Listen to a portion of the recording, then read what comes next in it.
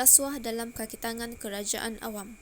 Rasuah bermaksud sogokan atau menawarkan sesuatu kepada individu ataupun mana-mana pihak dalam pelbagai bentuk bagi tujuan menerima ganjaran daripada pemberi. Dalam erti kata lain ialah memberi hadiah, namun ia bergantung kepada niat. Akta Rasuah.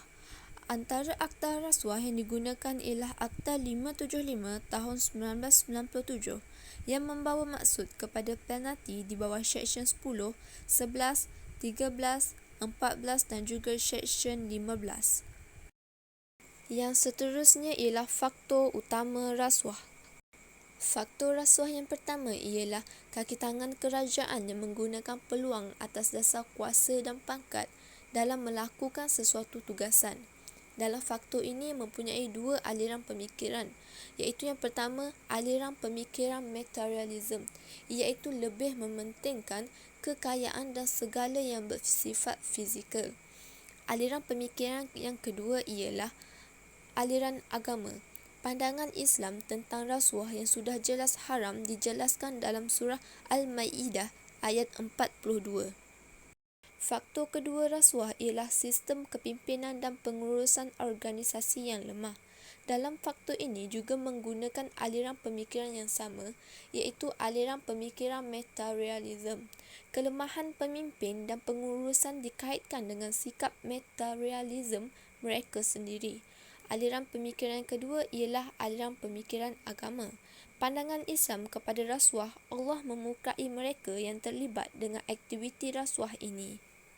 Pasal 3, bahagian rumusan, Suruhanjaya Pencegahan Rasuah Malaysia SPRM mendedahkan sebanyak 47.5% daripada kes-kes rasuah yang berlaku di Malaysia melibatkan penjawat awam. Ini menunjukkan bahawa rasuah banyak berlaku dalam sektor awam yang berpunca daripada kurang ketulusan dalam pekerjaan. Rumusannya, rasuah berlaku dalam penjawat awam kerana kurangnya kesedaran dalam diri penjawat awam. Penyelesaian, rasuah boleh menjadi pandemik jika tidak ditangani dengan berkesan. Antara penyelesaian yang boleh dilakukan ialah melaksanakan shift kerja atau penukaran kerja dalaman sekurang-kurangnya 50% daripada pegawai yang layak. Ini bertujuan mencegah sebarang Fasa 2 ialah penghayatan prinsip rukun negara amatlah penting untuk semua rakyat Malaysia tidak mengira kaum dan bangsa. Pelbagai cabaran yang dilalui oleh penjawat awam ini kerana mereka terdedah dengan banyak aktiviti seperti rasuah. Jika prinsip rukun ini diabaikan oleh penjawat awam, maka pembentukan nilai dan etika terhalang kerana tidak difokuskan dalam pekerjaan. Sesungguhnya rukun negara ini adalah satu perhatian penting untuk semua orang, terutamanya dalam kalangan penjawat awam. Yang pertama ialah kesopanan dan kesusilaan.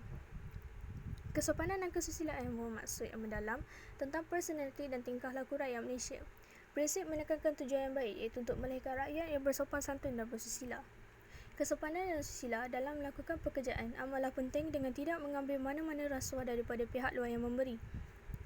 Tahap kesusilaan seorang pegawai kerajaan dalam melakukan sesuatu pekerjaan haruslah amanah kerana tingkah laku seseorang dapat dilihat melalui sikap mereka. Tahap kesusilaan yang tidak baik seperti mereka yang menerima rasuah mampu menjatuhkan dan memperbanyakkan lagi kes rasuah dalam negara dan juga dalam kalangan kaki tangan kerajaan. Yang kedua ialah kepercayaan kepada Tuhan. Dengan menyedari kepelbagaian agama yang dianuti masyarakat di negara ini, kepercayaan kepada Tuhan dipilih sebagai prinsip pertama dalam rukun negara untuk rakyat berpegang teguh kepada kepercayaan masing-masing demi kebaikan bersama untuk membina negara Malaysia yang berdaulat.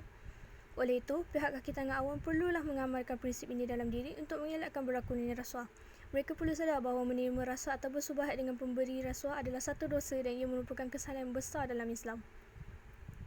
Dan akhir sekali ialah mereka perlu berpegang teguh kepada prinsip ini agar hidup lebih tenteram dan penuh berkat.